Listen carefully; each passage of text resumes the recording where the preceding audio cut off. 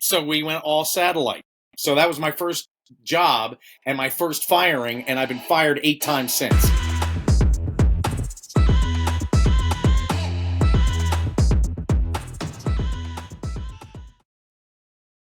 Today, it is our distinct pleasure to introduce and talk with Mac Watson. He's a versatile radio and podcast personality with over 20 years of experience. After a successful career in the music industry, he made the transition to talk radio just before 9/11. Giving back to the community is important to Mac as well. He has emceed events for various charities and nonprofits, including ALS Association of Arizona, Child Crisis Arizona, 100 Club of Arizona, and more. When he's not on the air, you can find Mac gardening, reading, and spending time with his family in Cody, Wyoming. He lives with his wife, 2 kids, and a rambunctious pup. Mac hosts a weekly podcast called Mac Watson Talks, where he explores current events through emotional connections, real-life experiences, and humor. In addition to podcasting, Mac offers voice acting and event MC services. His wide range of voice impersonations make him a versatile vocal talent. He also provides event consultation to help organizations plan and execute successful events. Now, I'm going to introduce Megan, who's my co-host, and she's the real connection between this show and Mac. So take it away, Megan. Hi, everybody. Thanks for being here. Thank you, especially to Mac, for being here. He has his own show called Mac in the Morning, which is done in Cody, Wyoming. And that's actually how we met. He interviewed me. So it's my turn to interview him now. And which I love being on this side of the microphone. It's just, it's the best. But he interviewed me because I was on MasterChef. And then after the interview, we had a really great interview. I think it went really well. I hope it got views and listens and comments.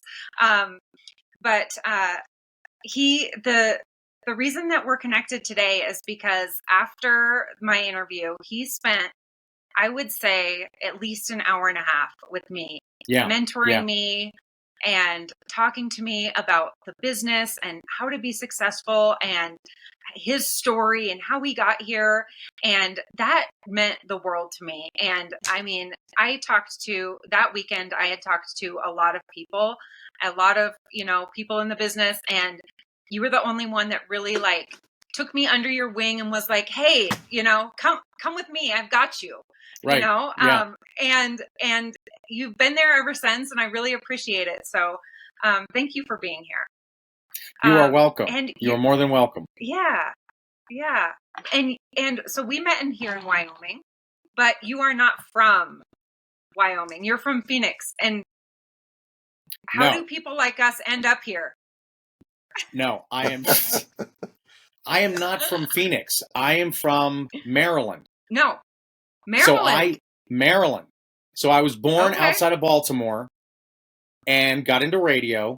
And I can tell you that story, how I got into radio. Uh-huh. But I came from Phoenix. Phoenix was one of the markets that I worked in. And I had gotten fired from the radio station in Phoenix. And my wife is from Cody, Wyoming. And we always kind of sort of toyed with the idea of, wouldn't it be nice to raise our kids in a small town? And since she was from this small town and an opportunity opened up at KODI, and we just decided, my goodness, everything fell into place. So we moved to Cody, Wyoming in 2022. So I've been here since 2022 from Phoenix. But I've worked in Maryland, D.C., Pennsylvania, Virginia, Phoenix, and now Wyoming. So I've worked all over the country. And it basically seems to be a common thing with radio people. They move around a lot. Yes, because you can't, it's not like there's 17 different radio stations, like there's 17 accounting firms. If I'm an accountant, I can just walk across the street and get another job, You can't do that in radio. So this is actually my second career. I started out in publishing. I started out as a toy, train, and hobby editor for a toy and train publishing house. I knew nothing about toy trains. I knew nothing about marbles, little cars, all the stuff that we wrote about. I knew nothing about that. And this is before the internet, so you couldn't, look it up. Research it. I won a contest. It was called an audience of one member. and I won a contest where they said, give us a reason why we should let you on the radio. And so I drafted this whole fake letter that my brother, that I don't have, that's fictitious, my brother was incarcerated in West Virginia. And because they had a 50,000 watt stick, the only way I could talk to him was to get on the radio, because I knew that their signal went into West Virginia. So they brought me in. What? Yeah, I know. So they bought it. They brought me in, and they were like, "What's your brother in for? What happened? Blah, blah, blah." And I'm like, that's not true. None of it's true. I just wanted to be on the radio. And the general manager of the station heard me, came in and told the morning guy, "Who is that? Did you hire I would him?" ask too. Right. Who is this guy? Did you hire? And the guy's like, "No, he just won a contest." And so that started me wanting to be in radio, because the guy, the morning show guy said, you ever think about being in radio? And I'm like, yeah, I'd like to. And it took 2 years, because I didn't go to school for this. It took me 2 years to get my first radio gig. And my first radio gig was at a small, like 1,000 watt AM full service station. So we would play news at the top and bottom of the hour, and Celine Dion and Mariah Carey and boy bands in between on an AM signal that wouldn't get out of the parking lot at night when we turned down the wattage. And one of my jobs at this station was to run Oriole games, board op Oriole baseball, Redskins football, and talk in between the songs. And my job at night, because I did nights from 6 to midnight, the radio station was an old house. It was the first floor, because it was a ranch style house. So all the interior had been gutted. They left all the walls up, but, they were now offices and, production places and all that kind of stuff in the studio. And the well collapsed for the toilet. They weren't even on city water. So my job at night, after I turned the station off at midnight, because we had to power it down, was to take a hose, hook it up to the Air National Guard tank that was sitting outside of the window of the house, and snake it through the bathroom window and make sure the toilet was filled for the morning guy, because he was too lazy to do it himself. And the general manager said, if the hose freezes at night and breaks, you're paying for it. So that was my first. This job sounds great. Oh, it was lovely. Let me tell you. And then I was let go. That was the first time I was let go.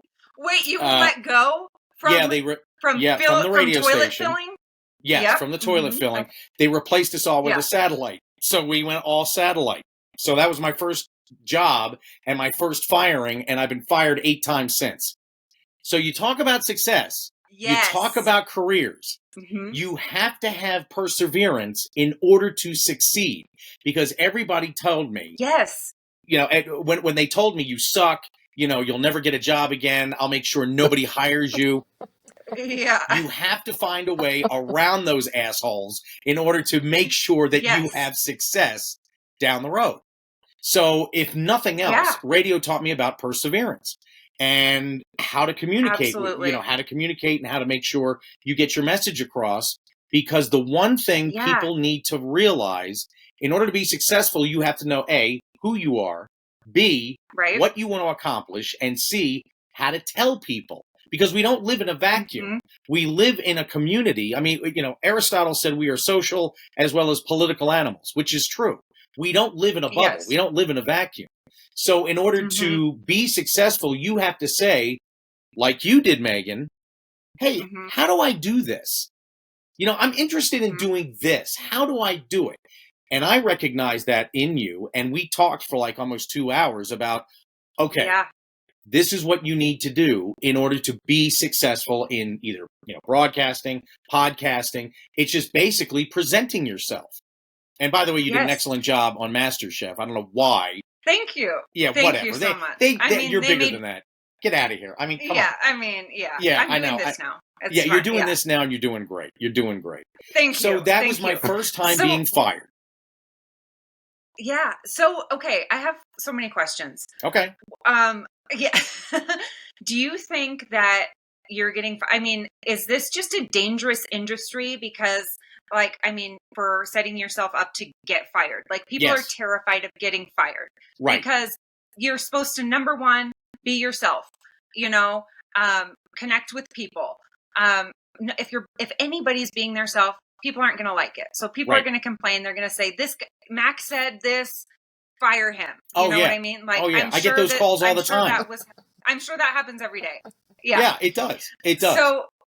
So eventually, sometimes you're going to have a boss that's going to listen to that. Sometimes you'll have a supportive boss, but like, I mean, I feel like it's just a dangerous industry in that way. What advice would you give? I mean, is it just grow a thick skin? Well, there's a number of ways to look at it. At some point, you're going to get fired whether you're in radio or not. Somebody is not going to like the way you do your job unless you start right out of high school being self-employed, right? You are at the whim and the will of another person, especially if you live in a right-to-work state like Wyoming, like Arizona, like other places in the West, right? Okay. So it's not about, I mean, it is about a thick skin, don't get me wrong, but it's about being true to yourself. At some point, it's like a relationship. You didn't marry the first guy that came along, right? The relationship kind of hit its peak and then kind of ebbed off, and you decided, I don't want to do this anymore. It's the same thing with a job.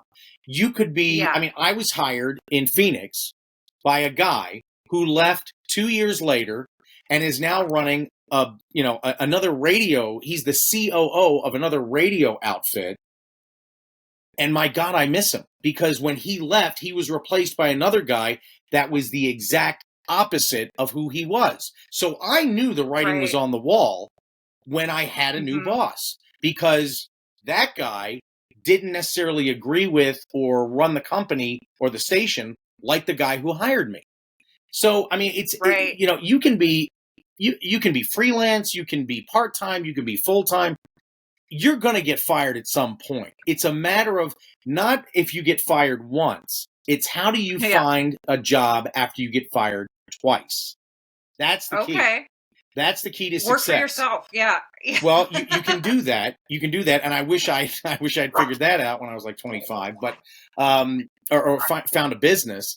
But if you can't find a business and you rely on somebody else for a paycheck, which a lot of us do, you've got to realize, stay true to yourself, don't compromise, make sure that you're effectively communicating to your boss your wants and goals.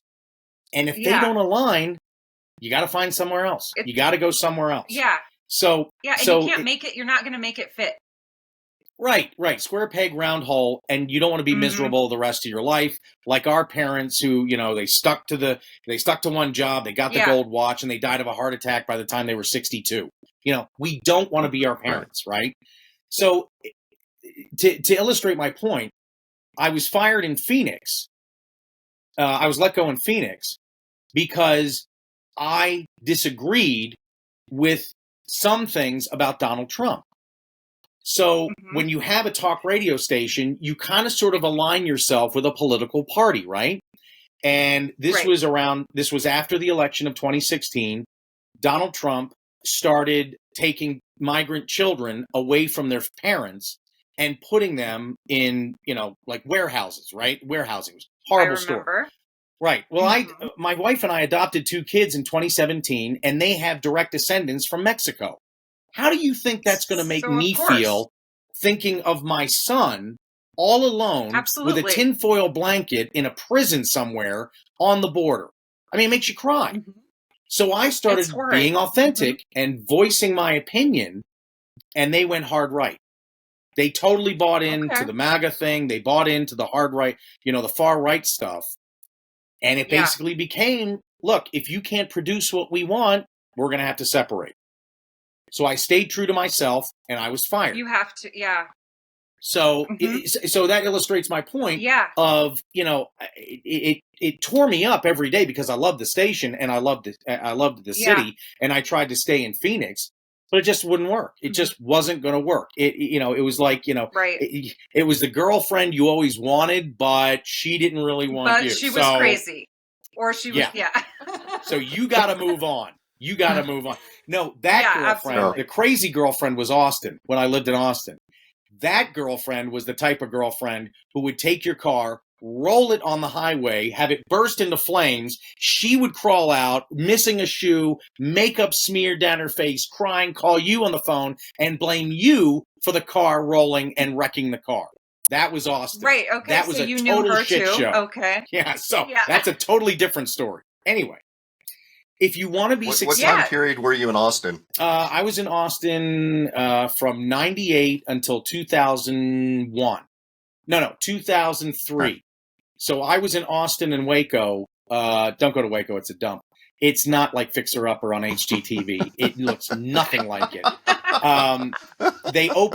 When I was there, they opened a Hooters restaurant and had a priest, a rabbi, and a pastor bless it before they opened it to the public. Don't go there. It's a pit.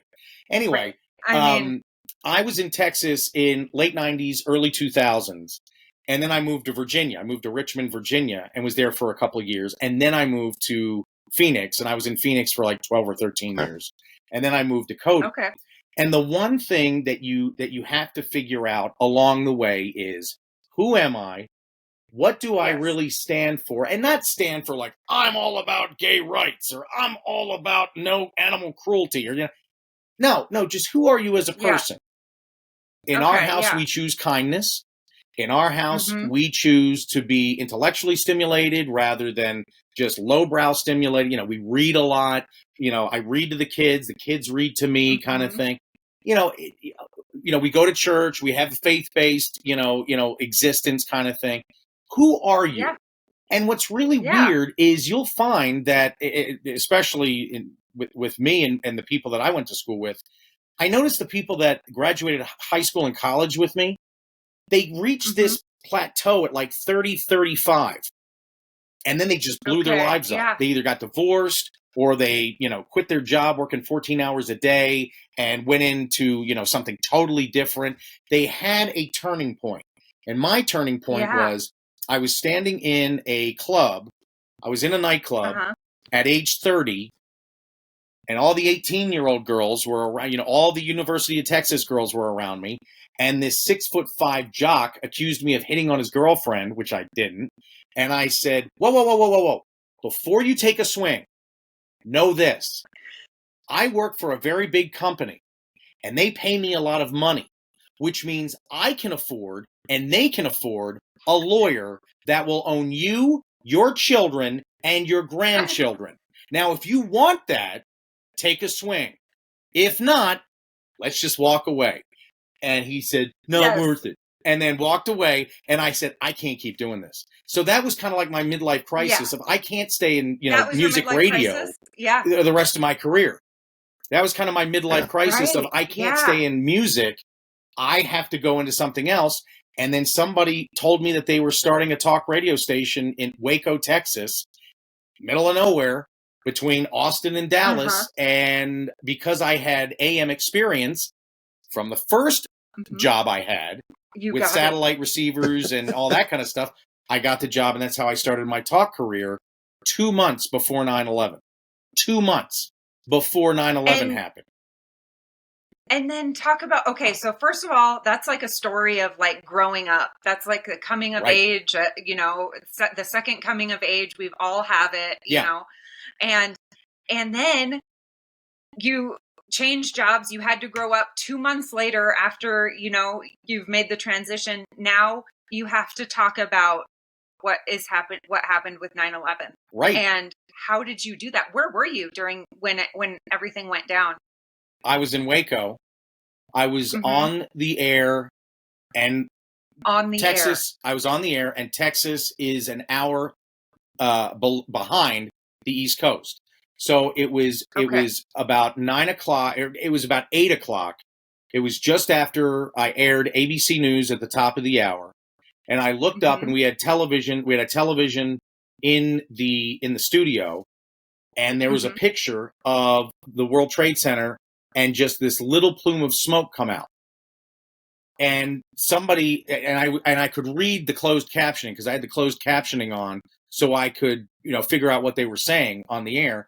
And I just said, it looks like a plane has crashed into the World Trade Center. Now, I didn't think very much of it at that time, because there was, and I can't remember the year, like 99 or 2000, there was a ball player that crashed into a plane, like a Yankee. He was like a New York Yankee, Okay. took his private plane and unfortunately crashed it into a building. So I'm thinking, oh, it's Okay. just some guy that crashed into a building. So I keep doing the show. I keep going. And at 9 o'clock, the second tower is hit. And now they've got a wider screen. And now you see both towers on fire. And that's when I got off the air and another syndicated show came on.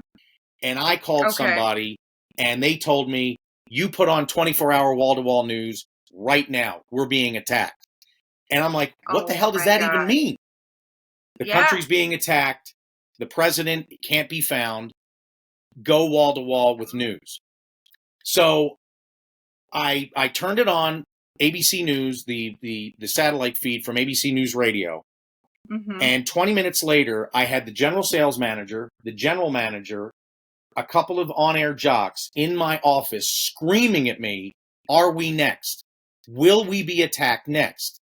And I'm like, what? What are you talking about? The president's ranch is 6 miles outside of Waco. George W. Bush's ranch is 6 miles outside of Waco, Texas, in Crawford. Are we next? Yep. Because he went from Florida to Louisiana, and then he disappeared. And everybody thought, oh, he's going to land at TCT, Texas State Technical College. Air Force One is going to land, and he's going to go to his bunker in his ranch.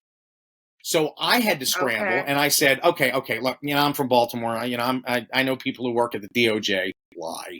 I know people who work for the FBI. Lie. I'll make some phone calls.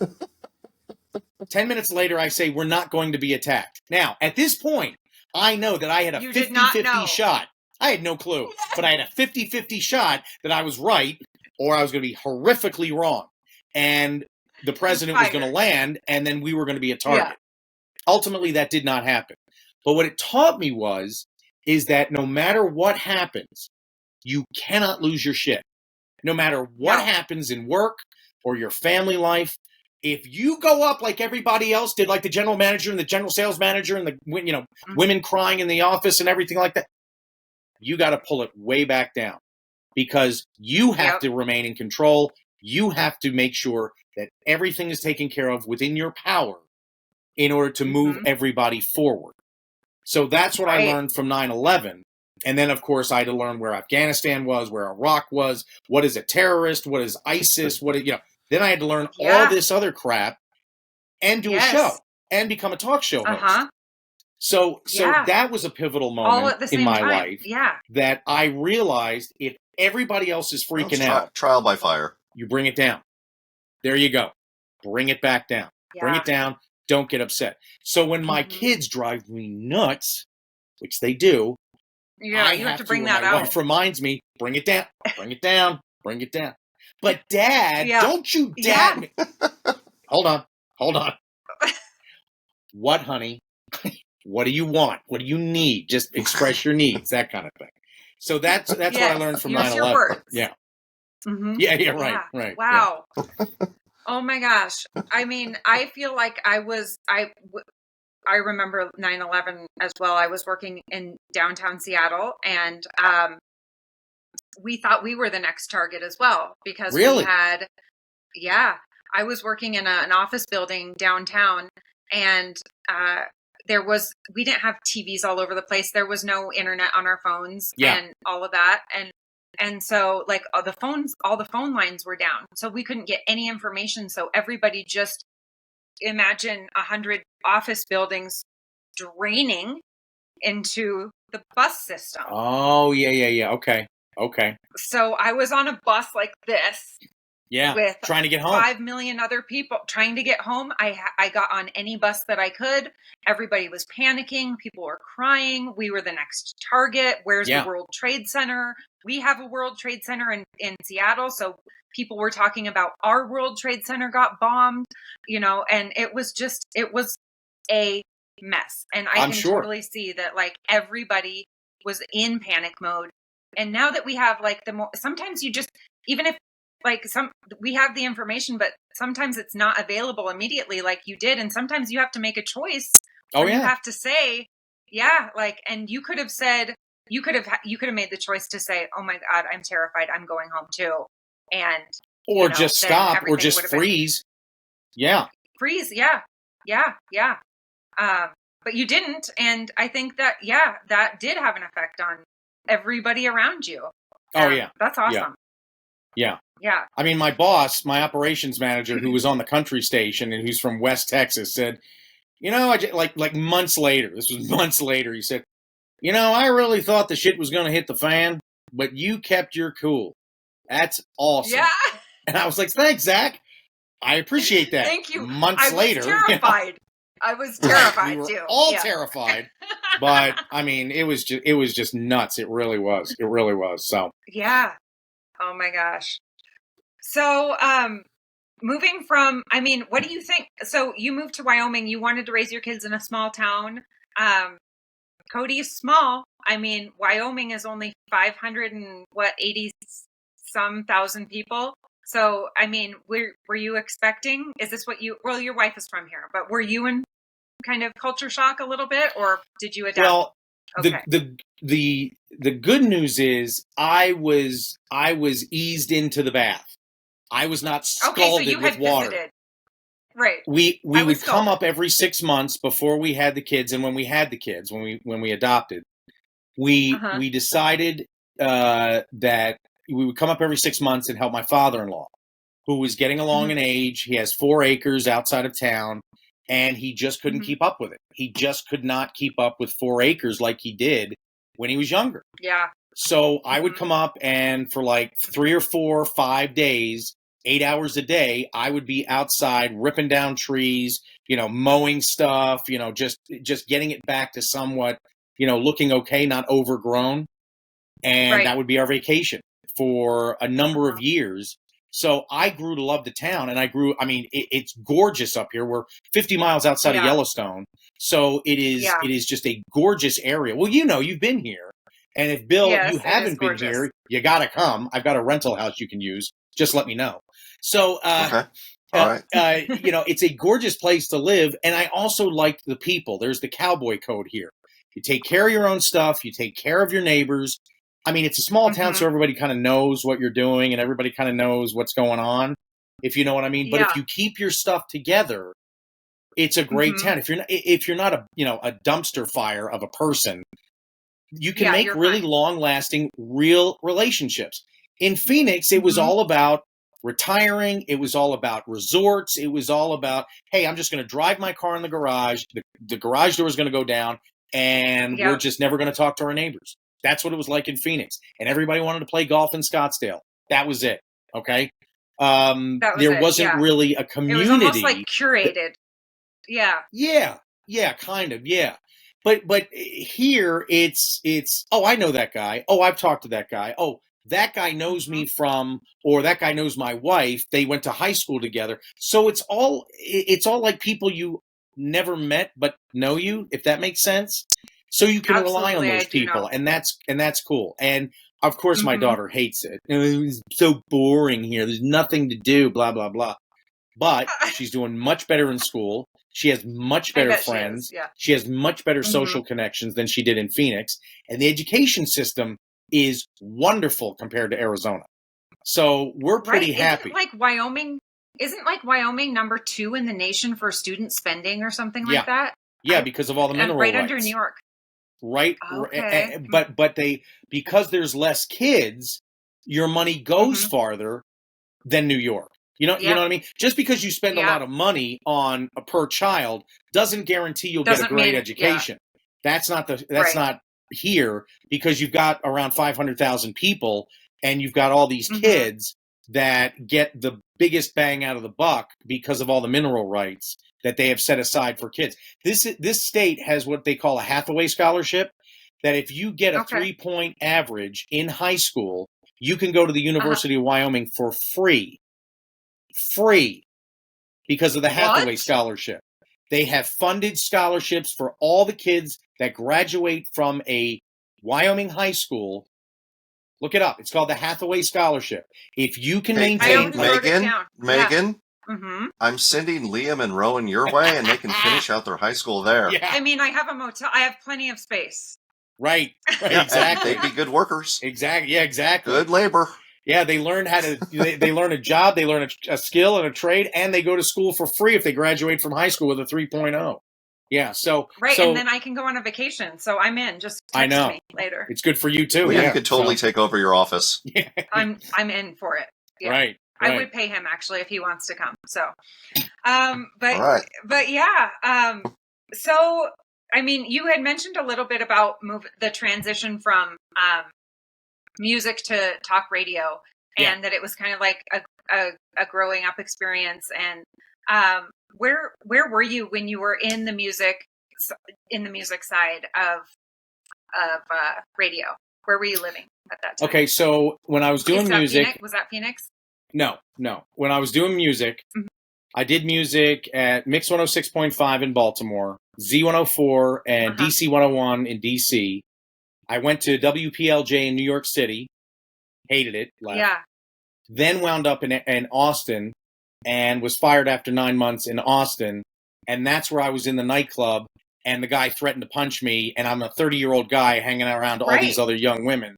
And I said, I can't do this. I just can't do this. Right. So what is that life like? Is it like being a musician? Is it like you're partying every night and going and hosting these Austin, events and doing all of that?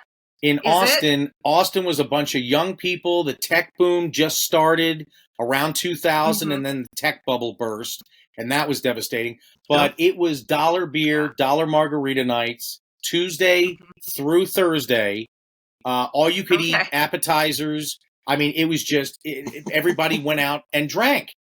Or waked and baked, you know, and I'm like talking to a 29-year-old teacher, and they're talking about getting high every morning, and I'm like, you know, it's like, when are we going to grow up here, you know?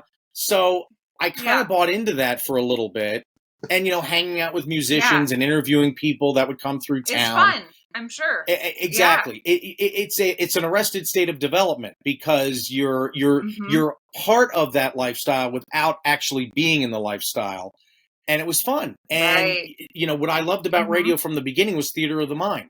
I could get on the air and be anybody or say anything, you know, within FCC regulations, but I could be anybody and talk about stuff or joke about stuff until Janet Jackson. Until Janet Jackson and the whole nipple ripple from the Super Bowl. Everything changed after that. If you listen to air checks of my night show in Baltimore versus later on, I mean, it was scandalous what I could get away with before, 2002, 2003, and everything changed. And now, instead of, you know, your boss would say, you got to get ratings. You got to get ratings. You've got to maintain your whatever ratings. Cost. Yeah. At whatever cost. You know, say the things that other people wouldn't say. Do the things that other people wouldn't do.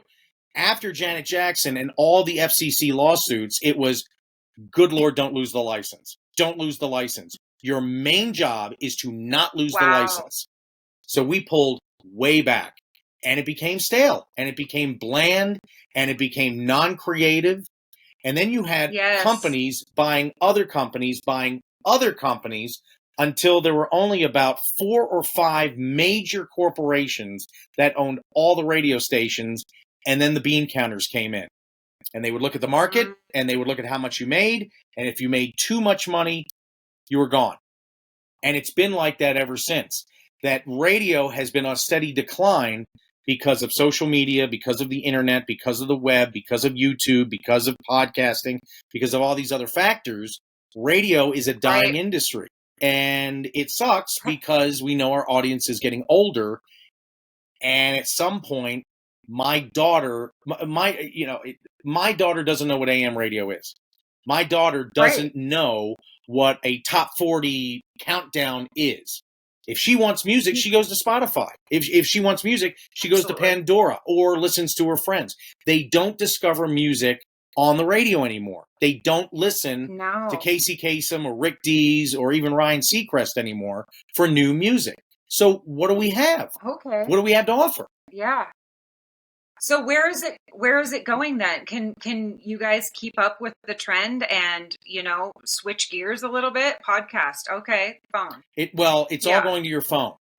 If you don't have an app as a radio station, you will be dead. App. Yes. Yeah. Right. If you don't have an app where people can access your content, you're dead. You're dead in the water. So when I was coming up, it was all about pushing stuff out on the radio, people listening to the radio. Now what it is completing what I call completing the circle. If you mention it on air, you have to post it on web. You have to push it out to social media and complete that circle. It's all about content. Don't get me wrong. It's all about what you say or content, but it's how you push that content out. It's not who has the biggest stick, who has the best station and the best imaging to make it sound like it's just, huge. It's all about content. And what podcasting has really done is it has taken the power of the broadcaster and given it to the people in what is called narrowcasting. Broadcasting is we play music, we give you information, we'll tell you about school closings when it's bad weather, we'll have an EAS system in case, God forbid, there's another 9/11. That's broadcasting. Narrowcasting is I know everything about Japanese feudalism in Japan in the 14th century. Yes. I'll talk about it on a podcast. It's all about narrowcasting now. And that's what people want, and that's what people seek out. So what I do is I take some elements of my radio show in the morning and I convert them to a podcast that then I push out and let people know, hey, if you missed this, if you couldn't listen live, because appointment listening doesn't exist anymore. Appointment listening only happens for sports, live sporting events. That's it. If you want to hear me or you want to hear my interview with you or someone else, well, I've put it up on our podcast app that you can download whenever you want. So that listening, when I woke up in the morning, my alarm was set at 6:00 because I loved a morning show. I would listen to the morning show until 7. Then I would get out of bed and then I would get ready for school. And then when I got in the car, I would immediately change back to my favorite radio station. That doesn't happen anymore. My daughter could care less what's on the radio stations now. Yeah. And there's a downfall to that, I feel like, because you can't sell it. You can't make money. Yeah. Yeah. And we're keeping ourselves in our little bubbles that we already know and are comfortable in. And we're not, and we're not reaching outside of that. So we're just putting we're compartmentalizing. Is that yes. Yeah. Yes. Compartmentalizing our entertainment. Our entertainment. Like my daughter is 12 and she's obsessed with Korean pop music. How does she ever find out about Korean pop music? I have no idea. She's obsessed. That's all she listens to. She knows all the K-pop. Yeah. K-pop. And so, we're just not like listening to stuff that, I used to listen to the radio. On the other hand, you were talking about how one company bought other companies, and now there are like 4 or 5 in the whole industry in radio. That is kind of like narrowcasting too. You're still broadcasting the signal. Yeah.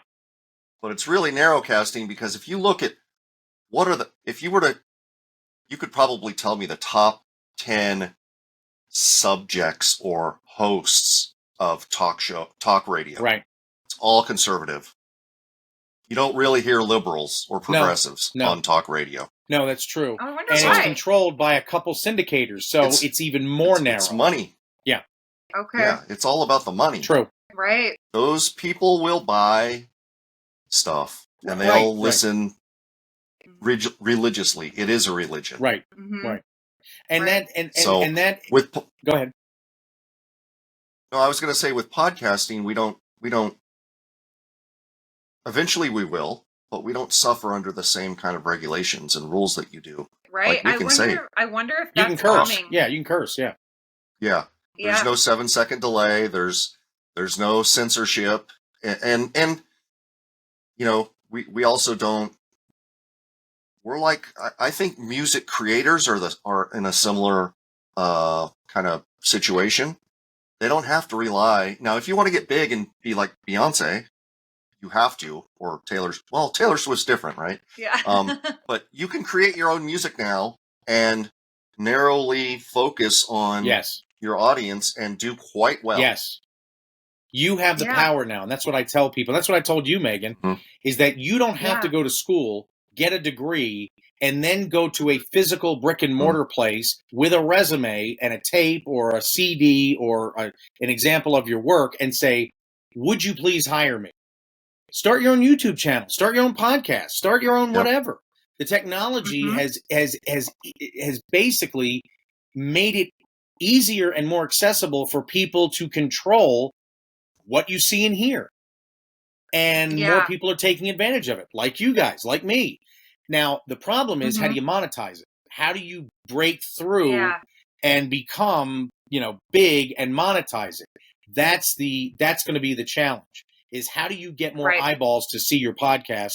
How do you get more ears so then you can go to a company or a syndicator or whatever and say, hey, I've got this many downloads, put your advertising on my podcast and pay me for it. That's going to be the challenge. Yeah. How are people going to pay for it? Yeah. Yeah, exactly. And getting views in the beginning. And I think it just starts out slow. It's kind of like a rolling snowball, sometimes it does happen. I guess for me, it happened overnight. I think that's rare. But I see. But you were given a more platform. people, that was the secret. You were given a platform of being on a network. And now you can, and this is what I told TikTok, you. Though. No. But being on Fox gave you accessibility to a number of eyeballs. Now you push stuff out and people can say, oh, I remember her, or I saw her, or, oh yeah, I remember that show. So you keep pushing out there, hey, I'm here, and I was on this particular show. That's the difference maker. If I didn't have the audience that I did and the accessibility in Phoenix, my podcast would suck. My podcast wouldn't be downloaded by anybody because nobody would know who I was. But because I kept putting stuff out and saying, hey, I got fired, now you can listen to me here. That's how I generated an audience in Phoenix. And then people started sharing it across the country. And we've been downloaded except for like 6 countries in the world and 1 state, Vermont. For some reason, nobody listens to me in Vermont. Whatever. Oh my gosh, that's funny. I wonder what's going on in Vermont. I don't know either.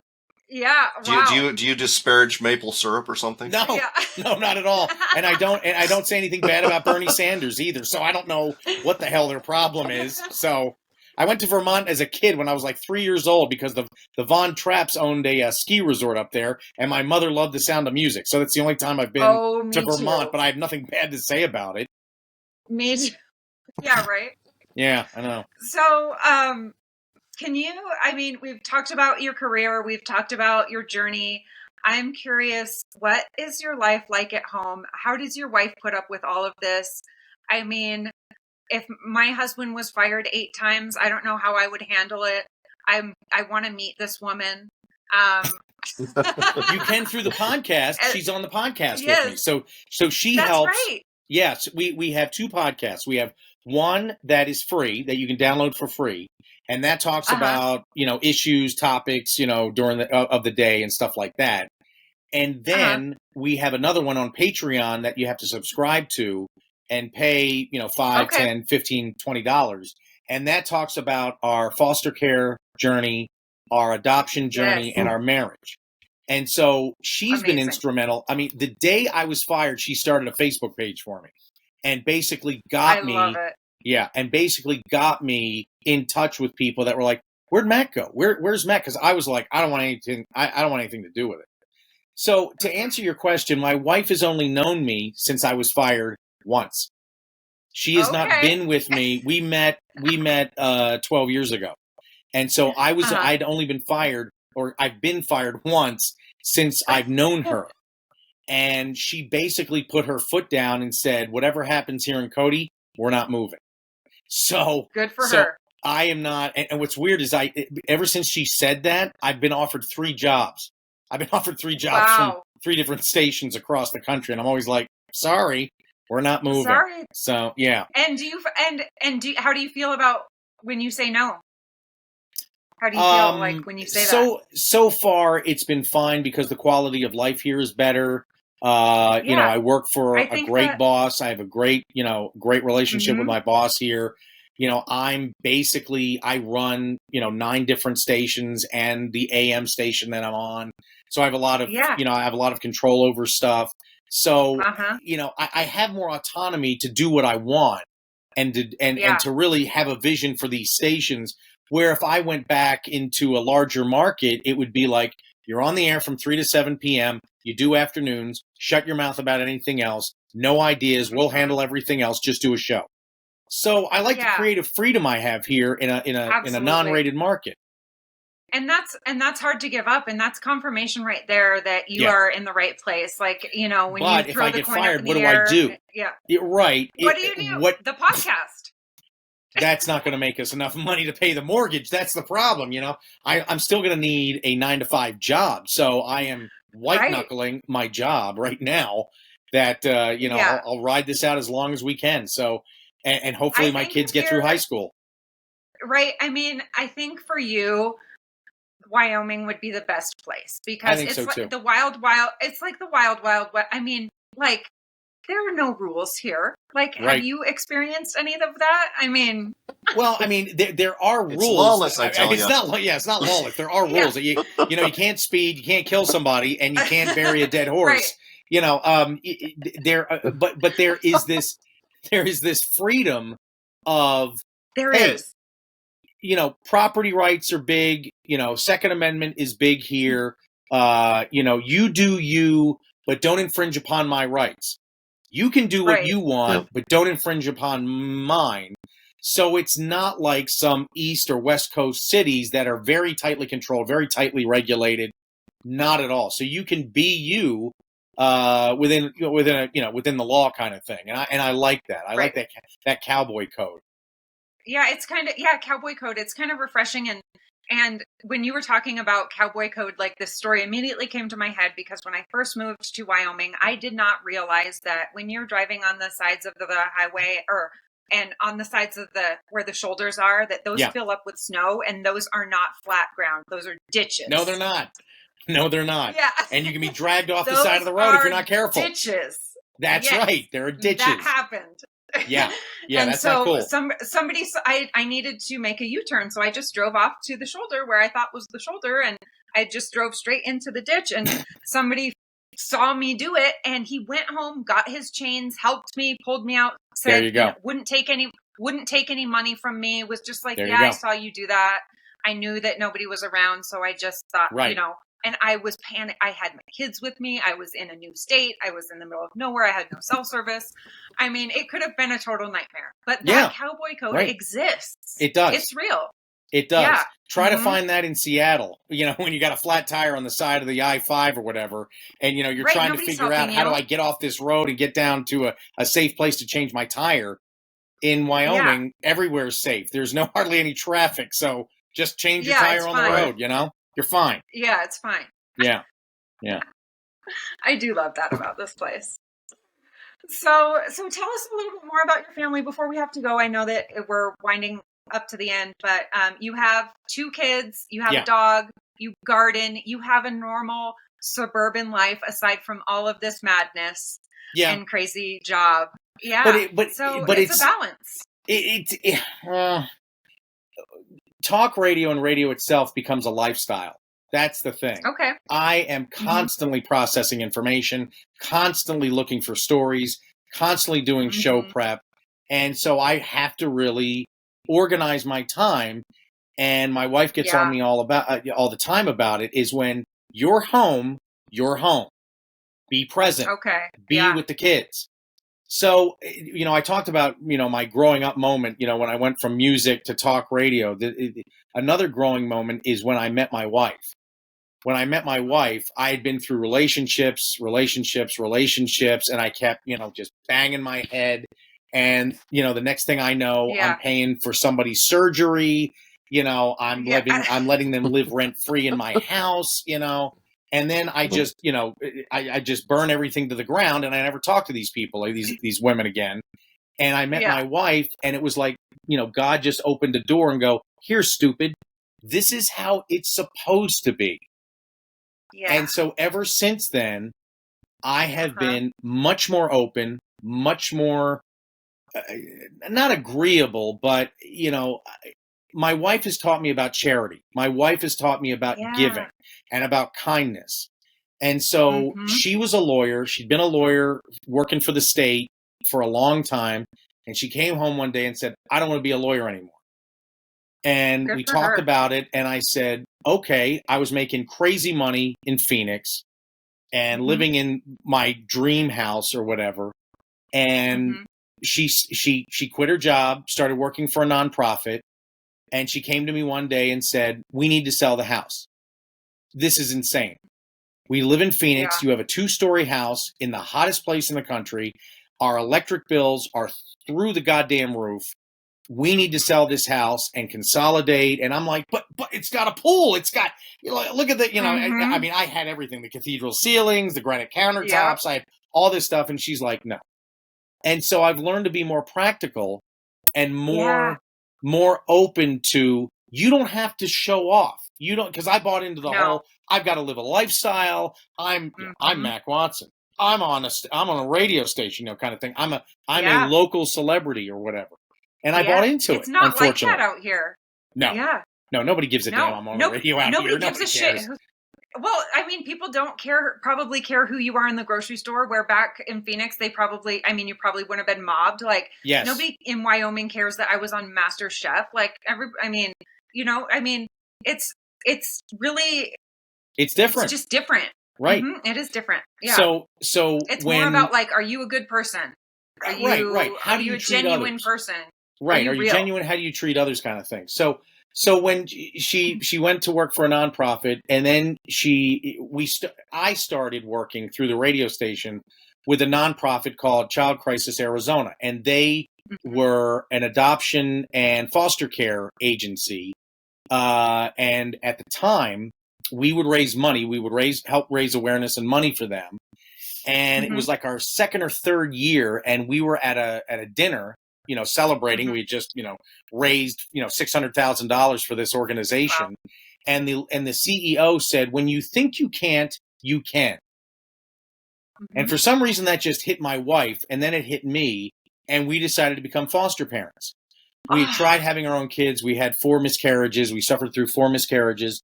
And my wife said, I really think we need to be foster parents. And at first I was like, are you kidding me? Why in the world? What? I did not have the best childhood. She did not have the best childhood.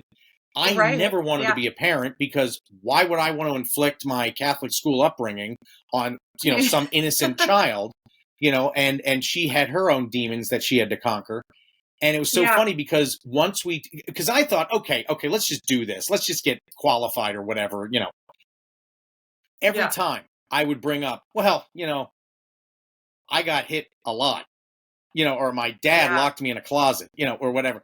Right. And they would be like, oh, so you recognize behavior and patterns that a child who has been locked in a closet would exhibit. That's a helpful tool for you. So everything that I thought would make me non-qualified to be a foster parent, they turned it around and would say, oh, okay, that means you know what it's like to be abused. That what that's like, and therefore you can help that child. And I was like, oh my God, this is going to happen. You're like, oh no, I wanted out of this. Yeah. Right. So we became foster parent. We got licensed, and about 2 weeks later, and they always tell you in foster care training, you're going to get your heart broken. The goal is always reunification with the bio family. You're going to fall in love with these kids, and mom and dad are going to get their act together, and you're going to have to let them go. Or, there's going to be situations that you're going to think, I can't, blah, blah, blah. Yeah. We were called 2 weeks later. We went down to a nondescript office building in downtown Phoenix. We picked up our kids. And I never liked babies because I dropped one when I was like 8. Yeah. And I got the shit beaten out of me because of it. And this little boy, this 11-month-old boy, leaped into my arms and chose me.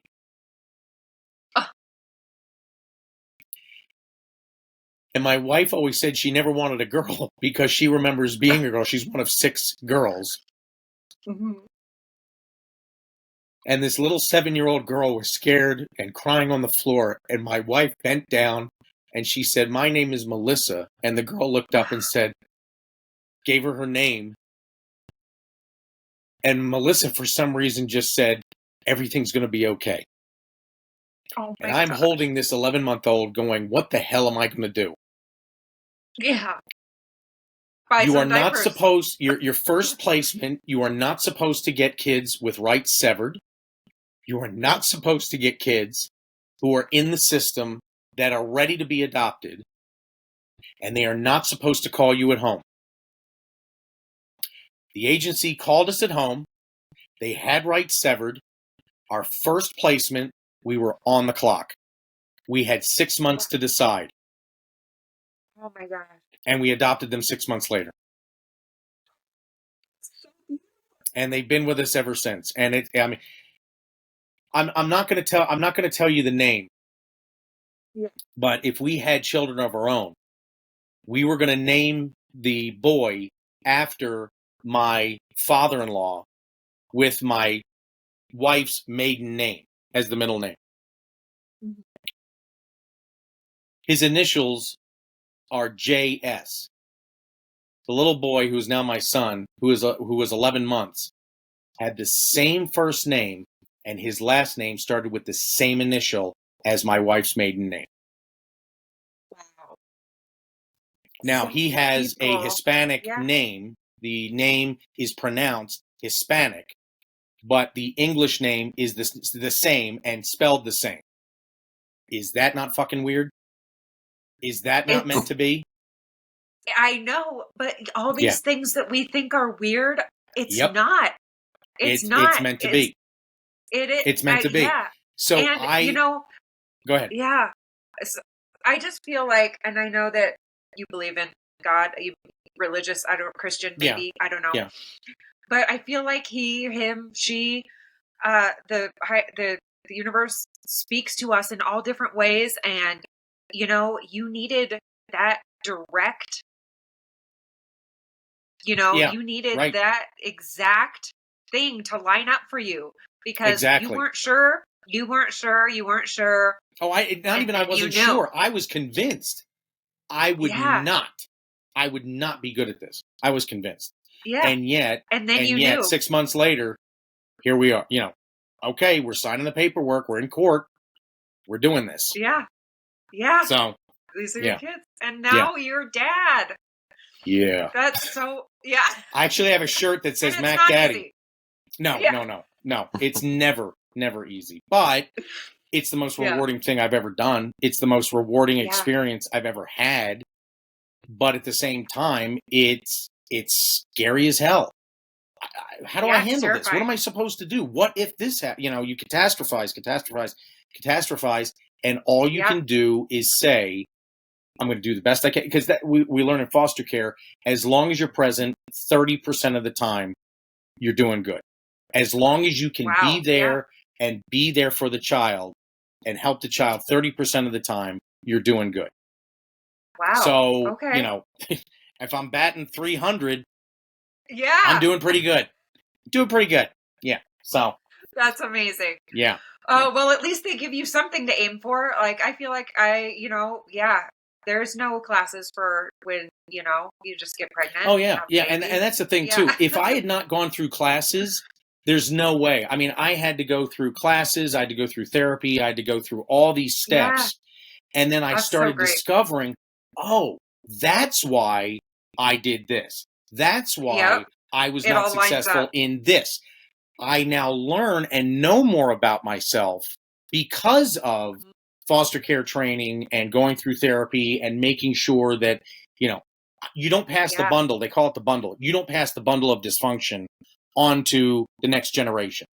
And that's what we're not doing. My wife and I are not doing that. At least This to is God good we hope. stuff. Yeah, at least we hope to God we're not doing that. So we could do Yeah. another episode just on foster care and being a parent. We could do that I would because love that. I would love that. It is such a monumental task, and people take for granted, well, I'll just have a kid and I know everything about being a parent. No. Everybody should take a course. Everybody should take a course. Yeah. I would imagine the best parents are the ones who are terrified of it. Yeah. And the ones You're not who wrong. are like probably the worst parents are like, yeah, it's going to be easy. Yeah. I think, Megan, you and I were talking about this like 2 nights ago. Mm-hmm. It's like, there's no book, there's no manual, there's no like guidelines. Sounds like you got some. Yeah, and maybe I know, there's an that opportunity. sounds great. Maybe we can extend this foster idea to other parents, to the parent community and say, these are some helpful things. Maybe there are some classes. And that's part... Because you look at people who have kids at like 17, 18 years old, they're just not ready. They're just not ready. But maybe if they had 27 some or classes, 37 they'd years be a little old. bit ready. Yeah. Well, I wasn't ready at 40. Right. So. Right. And I wasn't ready at 40 either. So, and that was one of the things that we found with Child Crisis Arizona is that they offered these tools to parents that had biological children, and we got the word out, and people were like, oh my God, I didn't know I could take a course on that, or I didn't know that I could, find out more information about that. People just don't know that there are tools out there. I've never heard about this until right now. Right. And that every agency, whether it's, DFS, DCS, whatever it's called in your state, they have these tools, if you will, that any parent can take advantage of, but people just don't know about it. So that's why how we got started with Child Crisis Arizona in Arizona, talking about it and giving people information. Plus, there was like over 14,000 kids in foster care at the time, and they needed people to come forward. And that's how we got involved. And after a couple years, my wife and I decided to do it. So that's how we became parents. That's a beautiful story. That's awesome. Thank you. I just have chills. Thank you for sharing that. Sure. I got to actually get my son ready for bed. I know. Can you tell us everybody where to follow? Can you tell everybody where to follow you? Oh, sure. How we can support your other podcast and where we can find it, and even if we're not in Wyoming, how we can watch. So if you want to listen to the radio show, it's KODI radio.com. You can listen live in the morning or find interviews on the website. Mac Watson Talks is on Spotify, Google Play, Apple Music. It's wherever you get your podcast. Mac Watson Talks. Patreon is patreon.com/Mac Watson Talks. That's the one about us being foster parents, us being about our marriage, that kind of thing. And of course, Mac Watson Online, MacWatsonOnline.com. Okay. You can find stuff there. So great. Just Google Mac Watson Radio or Mac Watson Online or Mac Watson Talks, and you'll find me. Okay, great. Awesome. Thank you so much for being here. Tell your family hello for us, and I will. We appreciate you so much, and I would love to have you back on. Oh, anytime. Absolutely. Just let me know. Sure. Thank you, Bill. Thank you, Megan. I appreciate it. Thank you. Thank you. We'll see you Take soon. Care.